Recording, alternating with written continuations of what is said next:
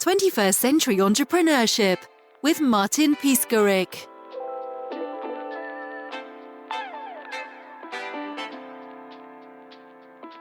Now I am what you would call like conventionally successful, but in the beginning, I started with a company in college and failed with that pretty substantially.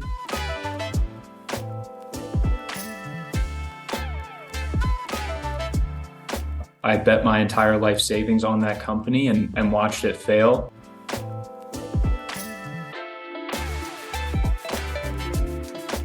Which pushed me to my next company. And then I was able to scale that, but still was able to not break through to the scale that I wanted to.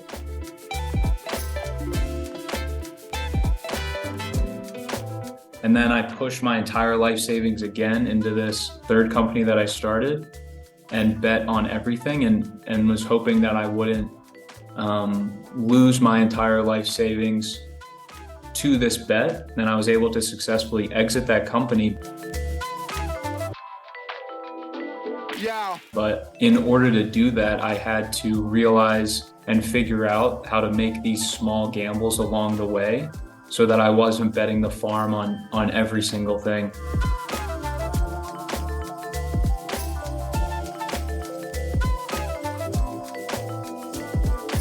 For me, there was no other option with it. I didn't get any job opportunities when I graduated college. And so it was really either, do you want to continue being a valet or do you want to actually try to build something by yourself?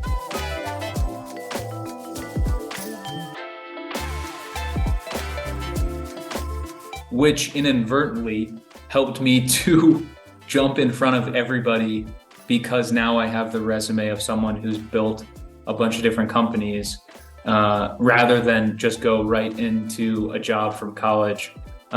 It's been a way to basically leapfrog my career now.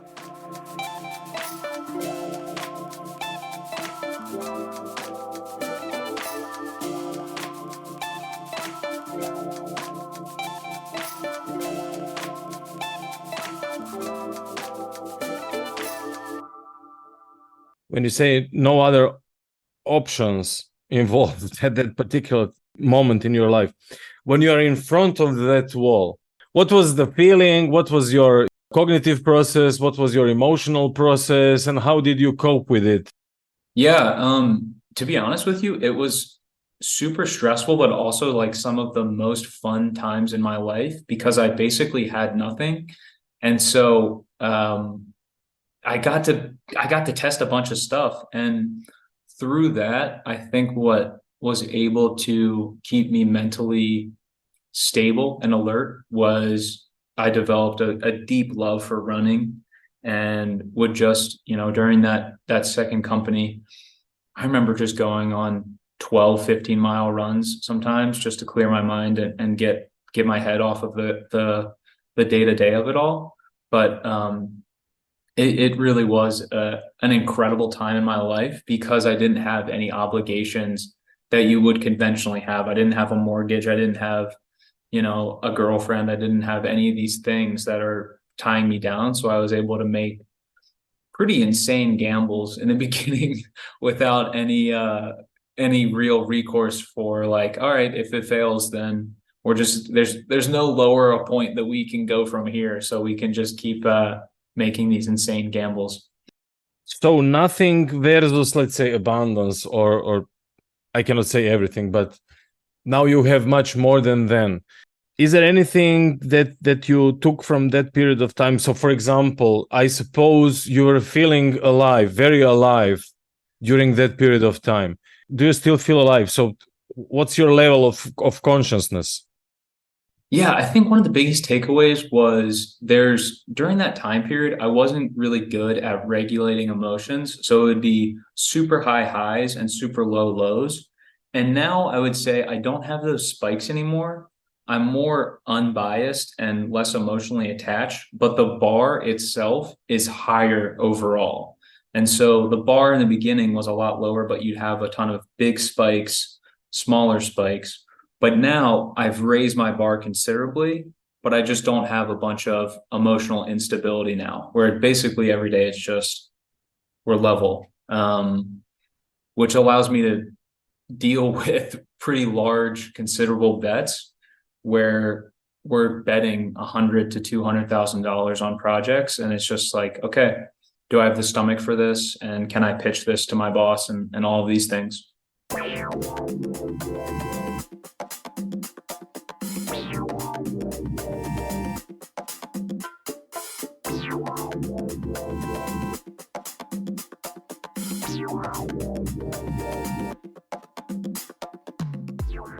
With that new level of emotional maturity, how do you make decisions? So before it was more emotional, I suppose, and what about now? Yeah, I think it was at the beginning, it was more reactive. And so it would be like, I found a really cool idea, I want to implement it super quick. Now I'm still trying to battle with that. I think a lot of it is like I move so fast that I still want to do those things, but being able to also branch and then do a 10,000 foot view of the entire situation is really helpful.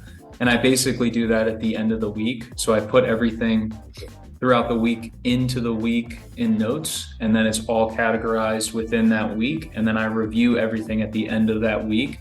And then I also do an entire month recap of what has happened with the whole month. And then that really lets you build momentum and see what's going on from a pretty unbiased standpoint, and unbiased in the day-to-day excitement of it or non-day-to-day excitement. So if it's been a bad day, then you're kind of removed from that a couple of weeks. But if it's been an amazing day, you're also still removed from that emotionally.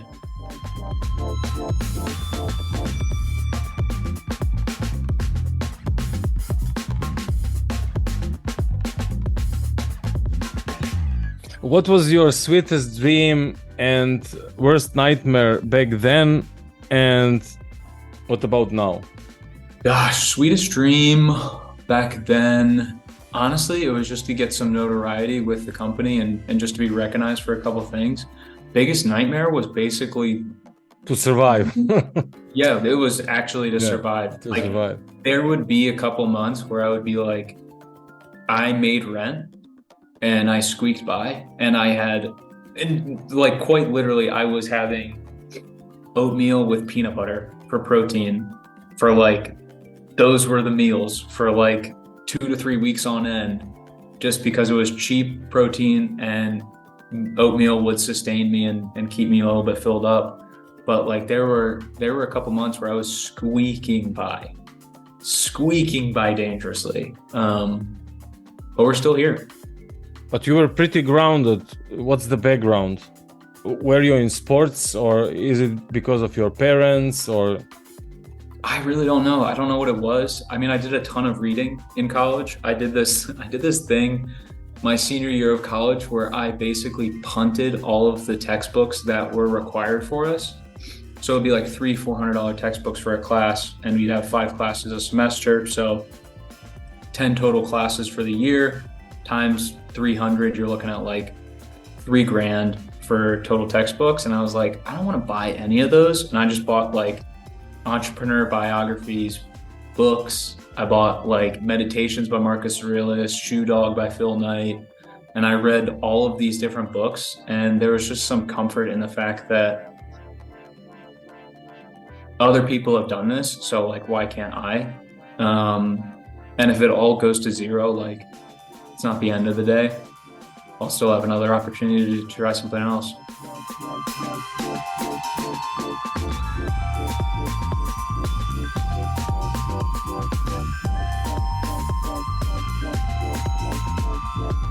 And what about now? What are your sweetest dreams now and worst nightmares?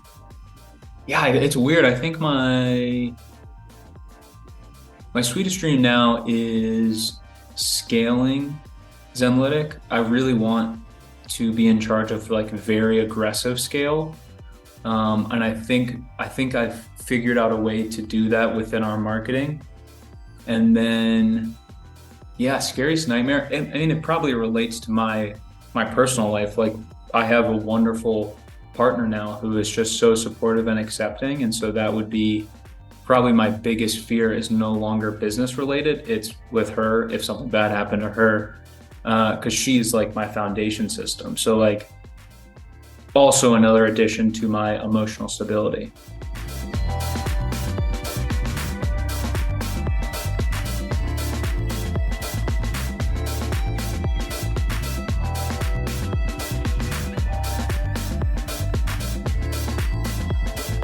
For the non-techie, Zenlytic seems to focus on making data analysis accessible, even for non-tech users. How have you achieved this, especially in a world where most business intelligence tools seem to be tailored for those with a deep understanding of SQL, etc.? Yeah, exactly. So that was kind of the theory going into this, is you don't have to be that person to understand your data. And so we basically just we turned it into, what if you could Chat GPT your company's data? So like, what if you could just talk directly to your company's data in a conversational manner and be like, hey, what's up? What was our revenue for last month? Okay, here's your revenue. Cool. Can you drill that down by product type? Okay, sweet. How much of that was involved with inside of Facebook? Okay, that's great. Could you also break out each of the campaign structures inside of Facebook? Awesome. And so now you're having a full conversation. And that's with Zoe. So she is our version of Chat GPT, but we built her and she's incredible to work with. But that makes it so that you don't have to learn SQL or learn any coding or be a super data person to understand your business data. How did the concept for Zoe come about, and how is it making a difference for businesses today? So the concept for Zoe came about initially. It is one of the name is after one of the Sesame Street people, because both of our founders' kids love Sesame Street, and so they wanted to name it after that as a little homage to them. And then Zoe is basically allowing you to get all of your time back during the day, because what it does is it removes all of the manual stuff you have to do with your data, like manual spreadsheets, Excel analysis, manual data pools. You can just talk to her. So that really opens up, and you're saving usually 90% of your time on that type of stuff, where it just automatically goes into the chat instead of you having to spend an additional 30 hours a week trying to build out these manual data models. And is it based on GPT engine or some other engine? Yeah, so it's a combination of our engine with the GPT engine. We switched from 4 to 3.5, and then there's a little thing that's a little bit nerdy, but we can get into it too. But it's called the semantic layer. And so what you have with ChatGPT 3.5 and 4 is large language model hallucinations. So they'll provide you incorrect information a lot of times. So we've made this thing, which is basically guardrails for that, so that your answer is always 100% correct. So it's basically leveraging ChatGPT large language models. And then you have this thing called the semantic layer. So you're leveraging the speed of the large language model. And then you have this thing called the semantic layer, which allows 100% accurate data. And then you combine it together, and then you have Zenlytic. Tell us more about your team. You started speaking about Sesame Street, and what's your company culture? Yeah, the company culture is basically one side of the team is super product focused, really, really smart. You have Paul, who is our CTO, absolute genius, who's built the semantic layer by himself. He basically locked himself inside of a room for a month and then just didn't come out and built a semantic layer. A lot of Red Bull was involved with that, but he came out. And then you have Ryan, who's the flip side of that, who is just an absolute machine, crazy good leader. He's our CEO. Both of these guys graduated Harvard and they were in class together. And then they have kind of come together to basically birth Zenlytic. And now you have, a couple people underneath of it. We're a team of about 10 right now. So we're still a really small company, but it's really good in the sense that you don't have 50 or 100 people in a company. You know what everyone's doing. You feel that there's still a camaraderie there. You celebrate the wins a ton. And I always try to, every morning, even though sometimes it goes on deaf ears, I'll try to push as many wins that we've had for the previous day to the whole channel so that everyone can kind of get fired up and be like, hey guys, just to let you know, like this person came in, we had somebody do this with our form, we had XYZ, like this is super awesome. All right, I'll see you guys later. And I try to do that every morning, even though, sometimes they don't get as many responses as others, but you just gotta keep the momentum up and keep the energy up. So Sometimes you put that even on LinkedIn. you have to. Yeah, I put stuff on like that on LinkedIn, and I'll put stuff on Twitter where I'll just be like, yep, go to market at an insane month, like super excited. We crushed it. We had some great stuff come in. We had a really great update today from one of our go-to-market strategies. So I dumped that in there and I was like, this is awesome, guys. Like, let's get fired up. So trying my best to keep momentum up, but it's still pretty hard.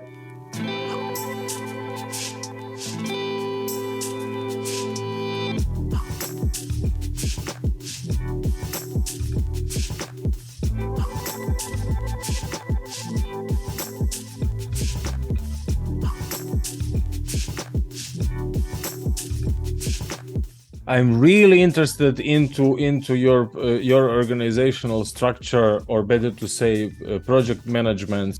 It's very specific organization. Do you have any project management like agile or something like that? I mean, you need to be very creative, but at the same time, you need to have those small boxes and everyday checklists. Yeah. My entire project management is actually built inside of Notion. And then you will be shocked to hear this, but I don't have any full-time employees underneath of me in the marketing side of things. I have basically 15 different contractors and freelancers from all over the world that operate under that silo, which is marketing. And they all just correspond inside of Notion or Slack. And we just keep tabs, boom, boom, boom. It's really helpful. And I think people don't have the patience, and it's hurting their business so much. They don't have the patience to deal with contractors because of a language barrier, and they don't have the patience to deal with that language barrier. Like, we got a guy who basically I took a gamble on him. He's in an eastern part of Europe, and he builds out Webflow landing pages and home pages and stuff like that. He is a machine. He is an absolute beast, and he operates on opposite time zones of us. So I'll give him updates, then I'll go to bed, and all the updates are done by the time that I wake up because he's already gone to work. And so there's this flywheel where you're just like constantly moving. And I was like, this is so good. Like, this guy's an absolute machine. I just think that's and not a lot of people are operating that way, and I'm not sure why. You're building completely new system, and you're different personas. 10 of you. It's not so small team anymore. So how do you communicate between each other? How do you process your data? Yeah, so funny enough, we use Zenlytic for Zenlytic, which is really great for building reports. Which is absolutely wild, because then we can kind of use it as a case study to showcase like it's actually successful. It's very weird in a meta way. So we use Zenlytic, and then we also have Slack, and then we also have Notion. And so all of these ways to communicate. And then I'm a huge fan of Figma. Figma is so beautiful for creating assets, for creating landing pages, home pages, and ads. Just because of the accessibility, and everyone can jump into the document, make comments, and all the above. So basically I think those are our 3 top tools for communication would be Slack, Notion, Figma, and then I would maybe throw in Miro on top of there, but that's personally for me to keep the org structure itself organized and looking at everything from a 10,000 foot view. I basically build out the org structure inside of Miro, and it's so helpful. It's so awesome too. It's really incredible.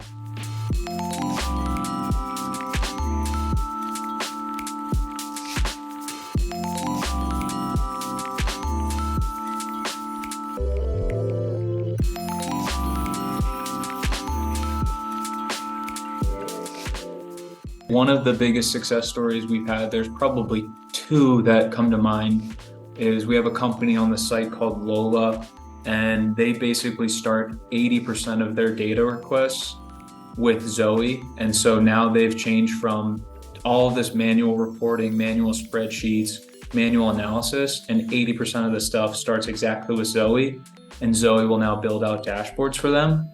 Another one would be Koyo, which is probably our very first client. They're a luxury Italian shoes company, and they saved, I think, 30 hours a week on just dashboard reporting. Again, where you're having to put together these dashboards manually in Excel or pulling dashboards from your data warehouse, which takes forever. And they've saved probably 30 hours a week on it. So 2 really awesome customers that we've had.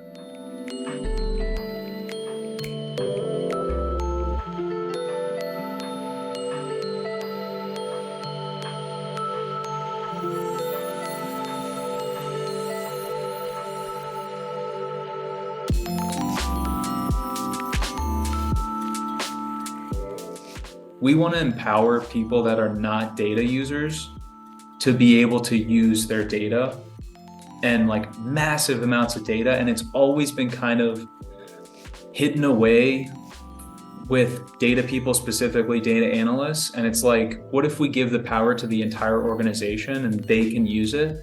That's the big thing. It's like self-serve analytics. Like, you don't need another person to help you with this report. You can just do this on your own. And you can use it with Zoe. Zoe's your best friend. She can be the data analyst for you.